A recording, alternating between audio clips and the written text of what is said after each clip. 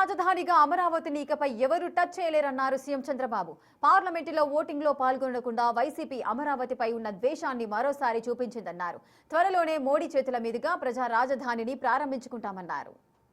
ఒక్క అమరావతినే కాదు, 3 మెగా సిటీలు విశాఖపట్నం, తిరుపతి డెవలప్ చేస్తాం. ప్రతి ప్రాంతాన్ని అభివృద్ధి చేస్తాం.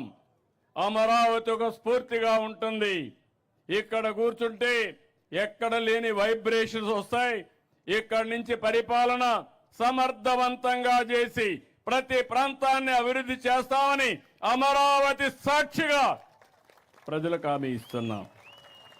ఇక అమరావతి అన్స్టాపబుల్, ఎవరు స్టాప్ చేయలేరు. అమరావతి అజేయం, అద్వితీయం. దానికి కారణం ఈ అమరావతికి శాశ్వతత్వాన్ని తీసుకొచ్చాం.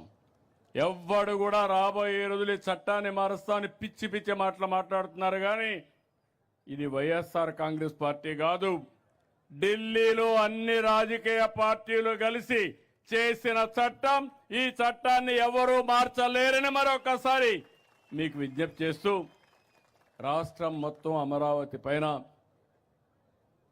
ఒక మన రాజధాని, ఇంతవరకు అడ్రస్ లేని మనకు ఒక అడ్రస్ క్రియేట్ చేసుకున్నాం. దీన్ని అందరూ ఓనర్షిప్ తీసుకోవాల్సిన అవసరం ఉంది. ఇప్పటికి కూడా వైఎస్ఆర్ కాంగ్రెస్ పార్టీకి బుద్ధి రాలా, జ్ఞానోదయం కలగలేదు.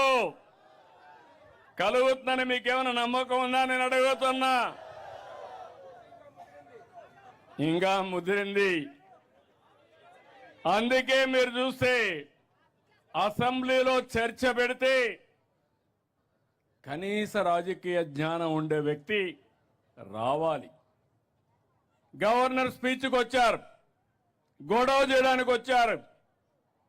అదే సమయంలో నిన్న అమరావతి పైన తీర్మానం పెడతామంటే ఇక్కడికి వచ్చే పరిస్థితిలో లేరు. ఇంకో పక్క మీరు చూస్తే ఢిల్లీలో లోకసభలో రాజ్యసభలో వ్యతిరేకించిన ఏకైక పార్టీ భారతదేశంలో ఏం పార్టీ? అది పేరు చెప్పాలనా? మీరు మర్చిపోవాలి, రాష్ట్ర ప్రజలు మర్చిపోవాలి. పీడ విరగడ కావాలి రాష్ట్రానికి. మళ్ళీ ప్రధానమంత్రి గారు 2 సార్లు రావడం ఎప్పుడూ చూడరనుకుంటాను. అది కూడా ఒక చరిత్ర. మొదటిసారి ఫౌండేషన్ వేశారు, మళ్ళీ పనులు ప్రారంభించడానికి 2వసారి వచ్చారు. తొందరలోనే 3వసారి వస్తారు. ఏవైతే ప్రారంభించిన పనులు పూర్తి చేసి జాతికి అంకితం చేయడానికి తొందరలోనే వస్తారని చెప్పి కూడా నేను మీకు తెలియజేస్తున్నా.